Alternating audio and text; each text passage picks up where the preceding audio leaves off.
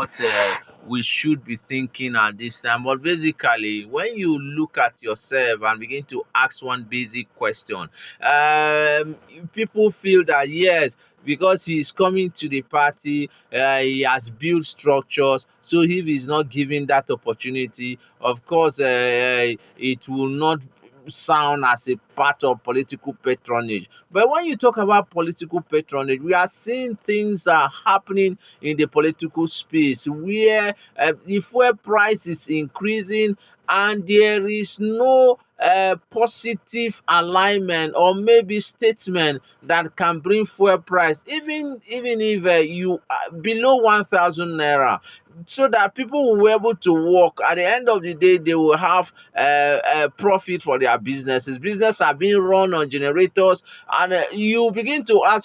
Several times I've said it here that if you want to start a business, there's no how you will draw a business plan without factoring energy, buying of generator as one of the areas that your capital will go into. Then let's look at the statement of Muhammadu Buhari, for example. The youth are lazy.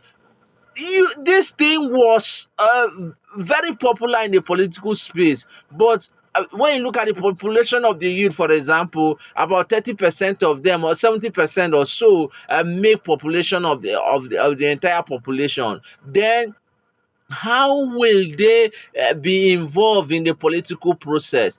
These are the issues. So when you see politicians fighting themselves, you see trading of war between political parties and their allies. When a particular politician switch allegiance to another political party, you begin to ask yourself, this is not what we really want. Yes, you have moved from the maybe the PDP to the APC. Can that bring food to our table? Can the insecurity be stopped? Can we get a steady power supply out of 24 hours, for example? Can we have at least 18-hour power supply? When we see constant national grid collapses in the country, then you now tell me, how will we, for example, be a country that will be able to stand at par in industrialization? These are the philosophies we should be thinking. So when people come out to say campaign promises, you are donating cars for this empowerment, some of those empowerment are just a wishy-wishy something where instead of giving people the opportunity to fish, you are giving them rice, and they are going to come back after 3 or 4 years to collect another maybe 2 or 3 kg of rice. This is not what we should be thinking. I think the APC administration or maybe democracy should bring people.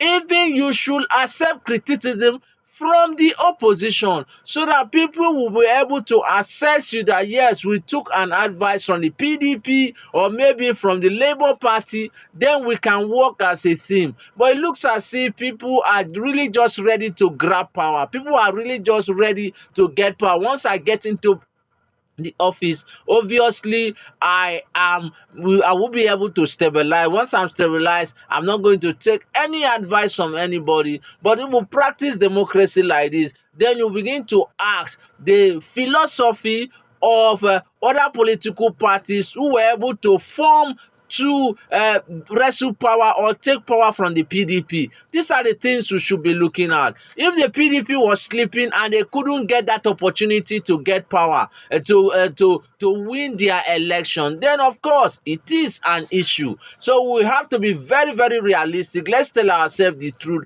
that enough is enough. The dividends of democracy should be looked into consistently, and subsequently, if that does not happen, then we will always be here be talking about all these issues consistently, because we want a better Nigeria, we want a place of safety, we want a place of relief, we want a place of advancement. So when people talk about Nigeria, name Nigeria for example, we should be able to look at the multinational, how you have created jobs, the opportunities, and not just jobs, not just seasonal jobs that were able to stay for a long period of time. Let's look at what China is doing. Was China like this? The answer is no. But they have moved from making China to made in China. So you can travel to China to say, okay, I want for example, maybe solar panels, and they are going to design it for you, and you bring in here and sell.